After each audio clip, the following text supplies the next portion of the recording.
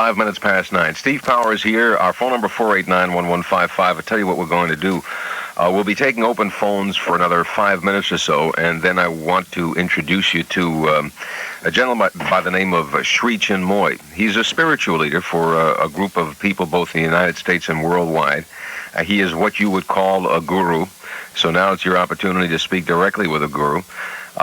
There's a lot of things I like about him, but one thing I like about him is that we can talk about, I guess, everyday problems that we all have and find out if there's a possible spiritual solution to them, or perhaps a spiritual approach to everyday problems. Maybe we will get lofty at times in our discussion. We'll try to keep our feet firmly on the ground at all times, and you can guarantee that by simply joining us at 489-1155. And we'll do that in about 5 minutes from right now.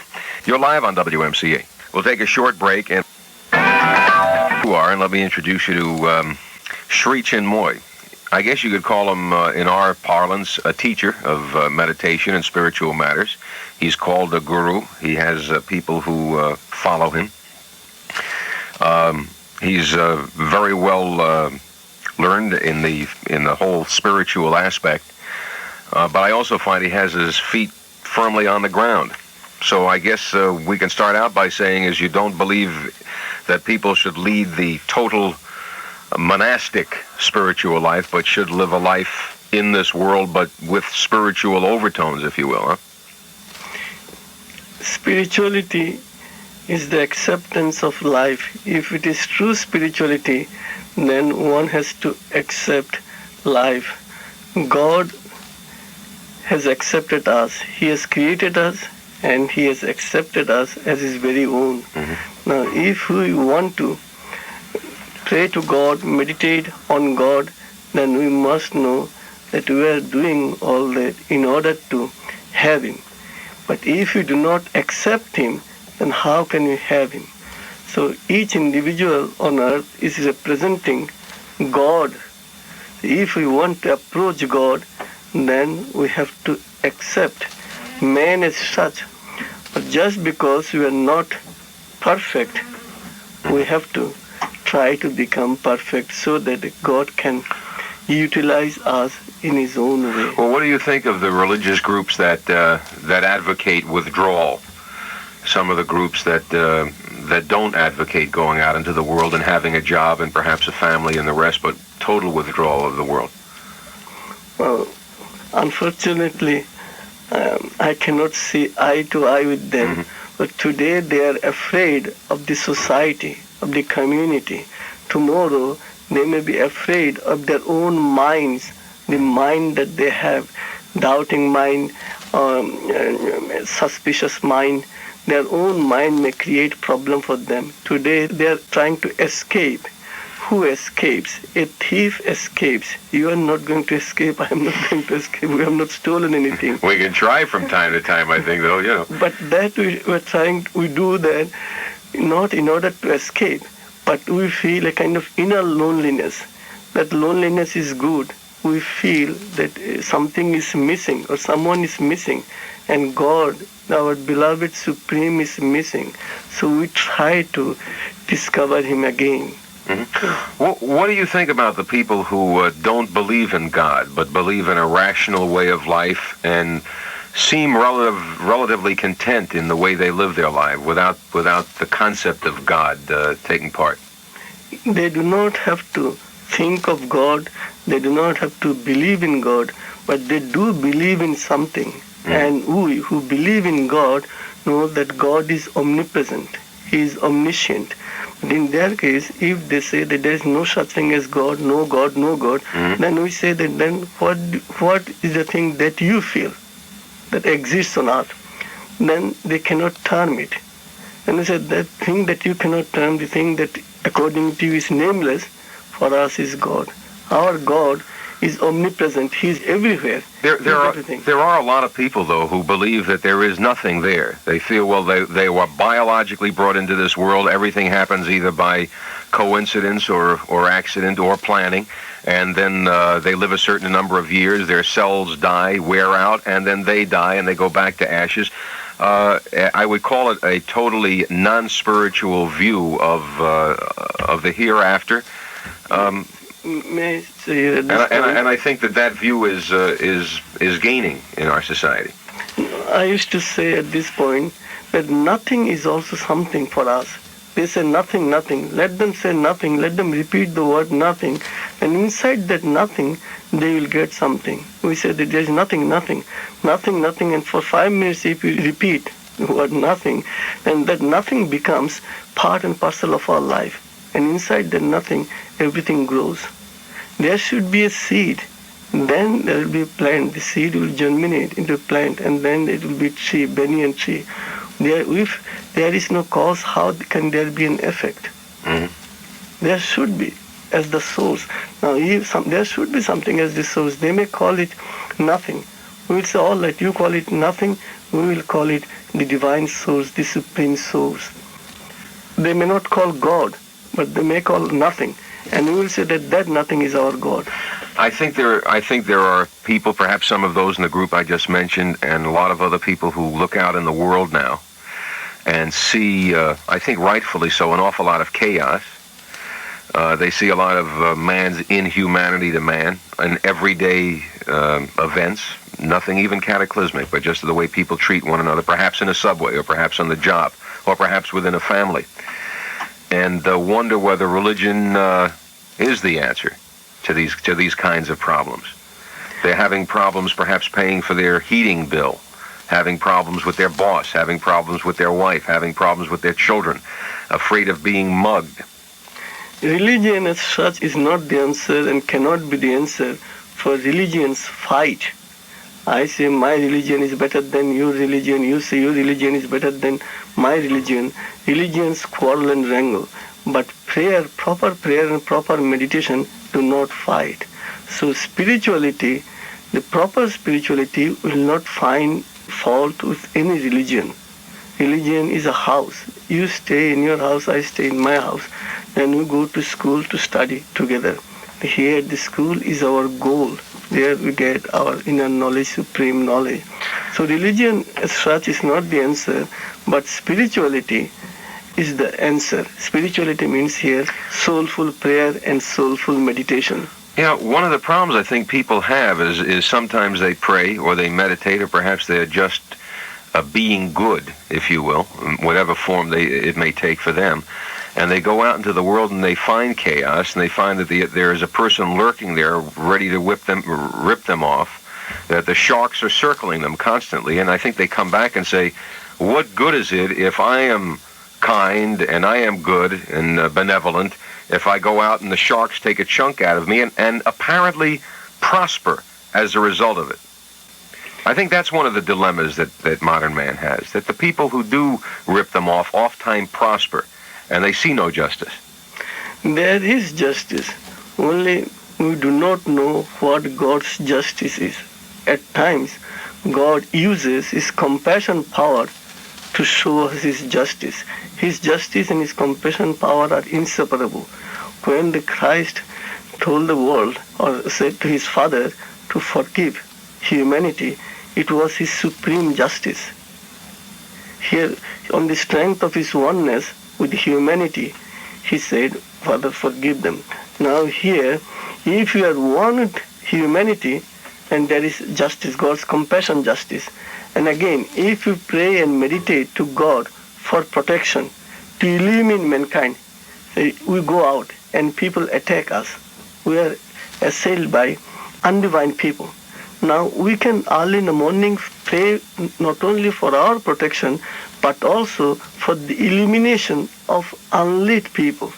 So if you can pray for the undivine people, and while you are praying for our own protection, then this world of darkness, chaos may not or cannot last as it is.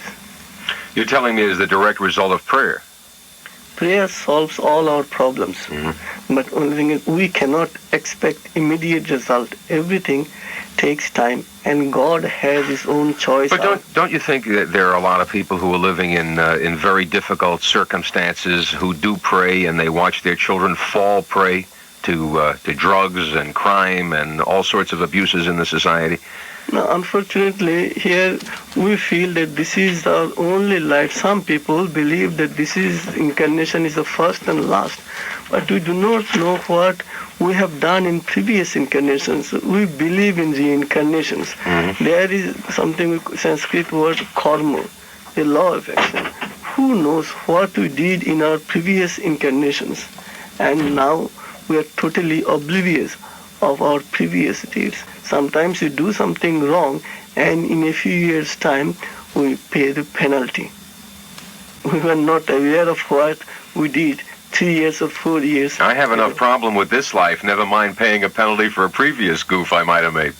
Let's take a short break now. Would you like to take some calls from the audience? Yes, please. Wonderful.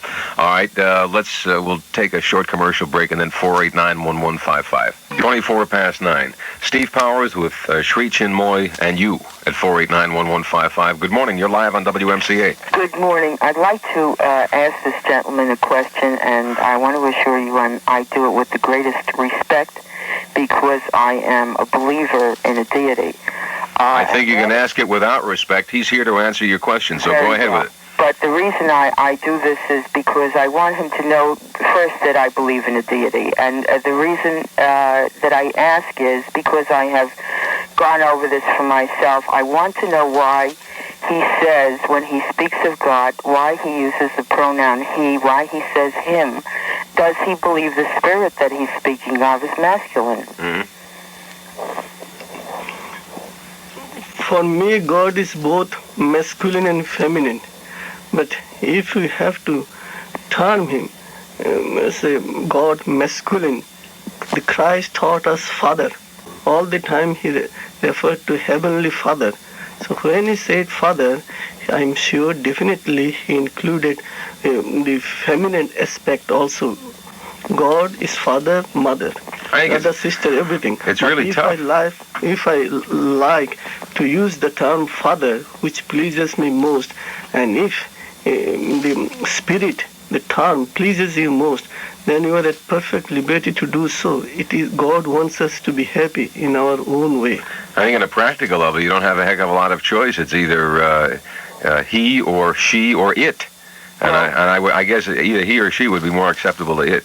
God, in fact, does not have a name, being totally unique. I may be Jane Smith, and the person across the street may have the same name. Mm-hmm. And well, there may be many Jane Smiths, yeah. But I feel since I feel very deeply that there is only one deity, I feel that deity is so unique as not to have a name. Well, then, since it has no name, you have no problem, because then you don't have to deal with it as a he or she or anyway. Just simply don't mention it. You're live on WMCA. Hello, Steve. I'd like to ask the guru something. I'd like to know, I was brought up in my daily life to have God help me attain the things that I want out of life, you know. But now I find, after 50 years, that now God is asking me, you know, like, ask not what God can do for you, but what can you do for God?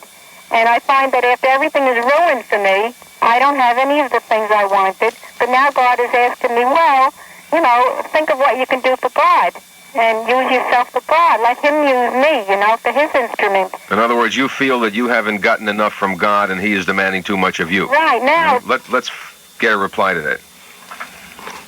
God cannot demand something more than we can offer him. Let us think of a child and a mother.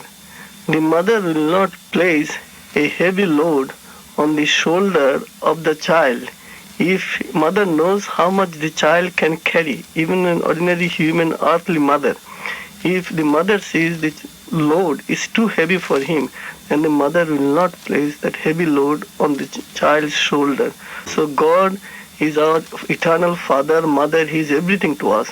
How can he demand of us something that we cannot do? You think she's accepting too much burden in this case, huh? Yes, on our own. It is not that God is imposing on you. God does not impose. He is natural. He is spontaneous. Let's take a short break. A person can make a good living. We're going to take a short break for news, and then we'll get back to it. Let's continue with our calls for Sri Chinmoy. You're live on WMCA. Good morning. Good morning. I would like to ask your guest if there's no business like God business, especially as we don't have to have a product and we can dish it out just as we like and write our own book if necessary. Mm-hmm. I hear this gentleman must have come from some place in India. Mm-hmm. One thing about America, it's very rich in the clergy. It has plenty of it and of every kind. And there's no reason to ever be without anything here as far as the clergy is concerned. Tell me, if he's a man of God, why did he leave the people of India who really and truly need help of any kind, spiritual and any other kind? Why did he leave that country that needs it so badly to come to the richest country and perhaps the richest city in the world that really doesn't need it at all? And how has he gone up in the scale in his material life since he left his own country and came here? All right, that's a fair question. I feel sorry for you. You're unlike me. Your world is very small. This is God's creation. India and America and Europe, these are all God's creations. So being a child of God, I think if the father wants the child to move from one place to another and stay there for some time, I don't see anything wrong in it. Mm-hmm. Here, India belongs to God, America belongs to God, like two houses. But if father asks his son, go and live now in another house, then the son must obey. And this India's poverty, I as an individual, what can I do? Nobody can save India's poverty, or nobody can save world's catastrophe. It is God alone who can. It is His creation and He will do it. But as far as I am concerned, I only obey His command. He asked me to come here to serve you people in the West. Tomorrow He may ask me to go back to India and serve again my countrymen. For me, there is no such thing as India or America. For me, only there is one thing, God's creation, entire creation. So I abide by His will. And I think you're answering the question in truth, and I don't know whether the question was asked as directly as perhaps the woman wanted, but I'm going to rephrase the question, because I think what she really wanted to know was, and her question would be, didn't you come to the United States in order to make money rather than to tend a spiritual flock? I think that's what her question was. I don't know why she didn't ask it that way. Then, first of all, believe it or not, I do not charge for anything. I have no set fee, and I entirely depend on my disciples' donation. And then I have written considerably. I have written over 300 books.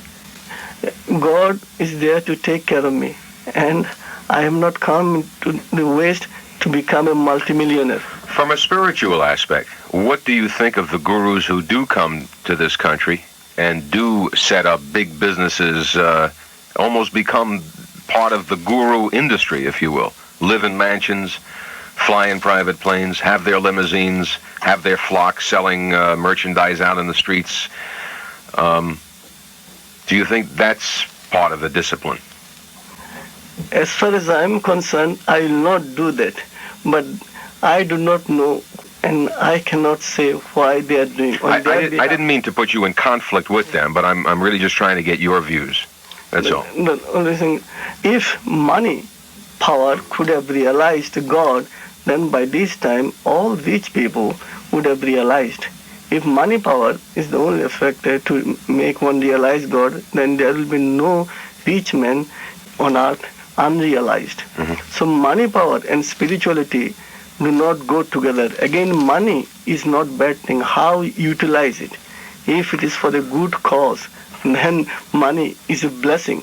But if it is to dominate others or to make the rest of the world insignificant, insecure, then money power is here again destructive.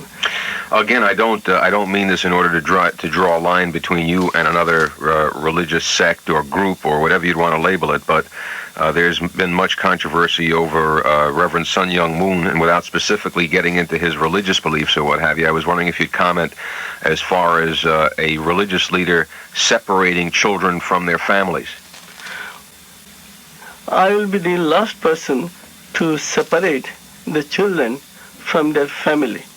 And whenever I accept minors, I have accepted a few seekers, I ask the seekers to bring special permission, written permission from their parents when they are minors. But when they are grown up and the parents do not have the legal,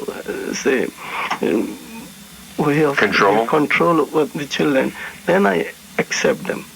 But when they're minors, I have at least 10 disciples who have got special written permission from their parents. I think it is not advisable to take the children away from their parents. Let's take a short break and then we'll go back to our phones. You're live on WMCA. I'm glad I tuned in and can accept your speaker's spiritual truth. Now, I would like to know, after I had a deeper study of a religion for about 7 years, which brought a closer relationship to God, and I tried to see the good in everyone around me, always seeing them as God's spiritual, good children. At this time, we lost a son in an auto accident who also studied this religion. How can I accept this in my life? As God's plan? Or is this a thanks for being good? And I was trying to do good at this time, taking care of someone whom only a nurse could take care of. And I did this saying, God, only for you can I do this. It's not my work, but I can do any labor, no matter how bad it is. Before I get the answer from Sri Chinmoy, what was your next reaction? What did you do from that point on concerning your spirituality? Well, from that point on, it took me back a peg, and I went back to the religion I was born to, but that wasn't it, and I still study the religion that I thought brought me close relationship to God. It hasn't taken me away. Your real question is how, on one hand, can you commit yourself to God, be it in any religion, and then watch tragedy occur in your own life? How do you justify the two things? Yes, and then also... it's a very good question. I didn't get the question. Oh, you didn't get the question. I guess the basic question is how, on one hand, can a person devote themselves to God and try to be spiritual, and then they watch bad things happen to them? In this case, the loss of a child, or I guess we've had prior to World War II and in World War II a whole group of people. If we sincerely pray to God, then we feel our closeness and oneness with God. Then we develop a special quality or capacity within us. We can, at that time, safely and soulfully say that let thy will be done. If we love someone, then if that person does something, then we ultimately feel that it is for a special experience that we have this catastrophe in the family. After all, God loves the child who has left us more than we do. When we love God, we feel that His capacity of love is infinitely more than we have. He has infinite capacities. We are His children, and the persons whom we have lost are also God's children. Father knows, parents know what is best for one individual, for each individual. You still suffer the loss on a human level, though. We do not suffer if our identification and oneness with God is complete. On the strength of our oneness, we shall feel that for a few years, God gave a particular person to stay with us, and now he is needed somewhere else. It's like human brother, human family. Now, if Father has every right to tell a particular son of his that you stay here for 50, 60 years, then I will need you at another place. So you come and be of service to me at the new place.